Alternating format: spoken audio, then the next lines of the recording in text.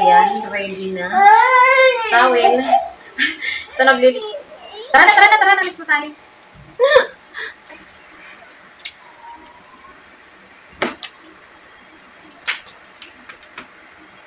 Ayun, spring lang natin. Aba na ng buko.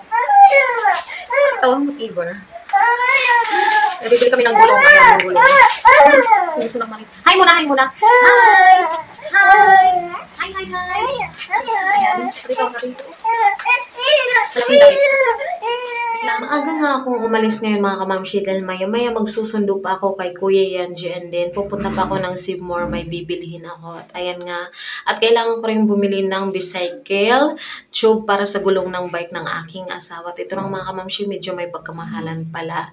At ayun mga kamamshi, sa tawiran, ayan, Seymour na yan. At dito na lang kami tatawid para bumili ng gatas ni Kuya Yanji dahil ubus na. Ayan, kumain na nga yung bata na yan ng biscuit dahil nagliligalig na.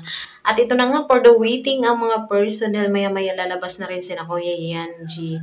At ito na nga, tinatawag ko na nga siyang papakabingi-bingihan pa. Ayan, mga kamamshi, nandito na kami sa tricycle, mga saglitang biyahe lang to. Ayan, dito na kayo mga kamamshi, kunting lakad lang, bahay na namin. At ayan mga kamamshi, pagkadating sa school, agad-agad ko talagang tinitingnan kung ano mga pinaggagawa nila sa school at kung ano ang sinulat nila. Ayan, di nga ako nagkamali mga kamamshi. Ayan, yung glue niya, nagkalat na. Kunti lang naman mga kamamshi na kalimutan niyang isarado yung glue. At ayan, nilagyan ko lang ng pulbos dyan para hindi masyadong magdikit-dikit. Di ko na kailangang labhan pa ang kanyang bag. Dahil matagal tong matuyo at bukas may pasok na naman sila. At ayan nga yung libro niya, nagkaroon ng glue. Yung kunti lang naman mga kamamshi. Ayan, pinahiran ko lang. At tinitingnan ko nga dyan isa-isa yung ano nila, libro kung may ginawa sila. Sabi niya wala daw. At doon lang daw sa sa notebook 1 and 2. At ayan, gumawa nga sila ng letter M. Ayan.